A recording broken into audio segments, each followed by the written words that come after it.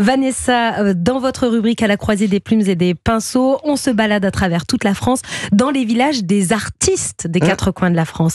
Et on prend ce matin la direction de l'Eure-et-Loir. On part à Illier-Combray. Alors, Illier-Combray, en fait, c'est la seule commune à avoir été rebaptisée par un nom littéraire. Vous avez une idée ou pas? Ah bon? À qui on le doit? Si je vous dis temps, Madeleine. Proust.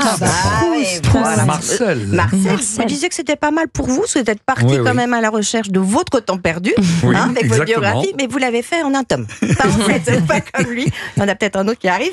Petite curiosité, votre Madeleine de Proust, c'est quoi? Oh, la Madeleine de Proust sont des odeurs. Ouais. Ça doit vous arriver aussi, Bien des sûr. odeurs et surtout les odeurs d'été. Vous parlez de la résine de pin. La résine de pin, oui, dans les votre Landes. biographie, Oui. dans les Landes. Le gémage, quand on récupérait à l'époque avec les pots Les de pots. résine, que les gens volaient d'ailleurs pour en faire des cendriers, Ah où on mettait de la bougie dedans, ça faisait très chic sur une table de salon.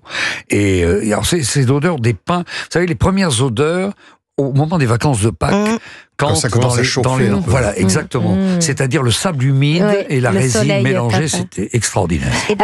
Alors Vanessa, ce que je comprends pas, c'est... Alors vous nous parlez de Marcel Proust, vous nous parlez d'Eure-et-Loir, mais normalement Marcel Proust, c'est plus du côté de Cabourg qu'on Oui, va... le côté Belle Époque, Ouais, Grand c'est ça, Hôtel. le Grand Hôtel. Bah alors, vous allez comprendre pourquoi, parce qu'en fait, c'est là que va naître sa vocation, à Illier-Combray, justement parce qu'il va passer ses vacances de Pâques et d'été, on est aussi dans les odeurs, chez sa tante Léonie, vous savez, la tante des fameuses Madeleines. Madeleine. Donc, en fait, ce lieu va devenir le berceau proustien, parce que c'est dans ce village, je ne sais pas si vous vous en souvenez, que le roman commence. Ah oui.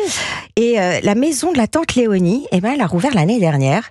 Alors, ça sent plus la naphtaline. Elle a retrouvé sa splendeur.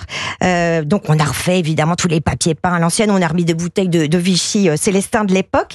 Et la chambre du petit Marcel, elle a conservé tous ses secrets. Le livre que sa mère lui lisait le soir, c'était un livre de Georges Sand, François Champy, je pense que vous en souvenez, peut-être que vous Formidable. l'avez lu. Et puis, il y a aussi sa fameuse lanterne magique. Alors, c'est pas la lanterne d'Aladin. Il n'y a pas de génie. Il n'y a pas de génie. Mais vous allez voir, c'est de là que va naître son génie, parce qu'en fait, c'est l'ancêtre de l'appareil à diapositive.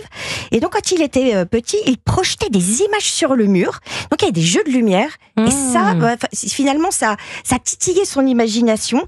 Et ça va sensibiliser son œil à toutes les peintures des impressionnistes, aux vitraux, qu'il y avait aussi dans la maison, d'ailleurs, à ceux des églises. Et si les auditeurs veulent partir sur les traces de Marcel Proust dans le coin, dans l'Eure-et-Loir, vous nous conseillez quoi? On fait comme lui. En fait, on saute dans le train et on commence par un pique-nique au Pré Catelin. Alors ça, c'est un jardin à l'anglais. C'est son oncle Jules qui l'a dessiné. Et ce parc, il va devenir le parc de Swann. Je ne sais pas si vous en souvenez, voilà.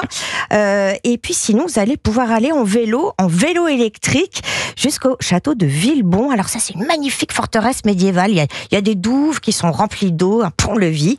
Et ça, c'est le lieu d'inspiration des Guermantes, les amis. Eh ben voilà. Eh ben écoutez, Marcel Proust, ce n'est pas que Cabourg. Voilà, vous le saurez. Vous qui ne connaissez pas l'Eure-et-Loir, Voilà, Christian ça Morin. sont des idées de balade Bah formidables. Alors Proust est né dans une maison qui est près de l'église Saint-Augustin, à Paris. À Paris, ouais. Et pas très loin, il y a une librairie qui était...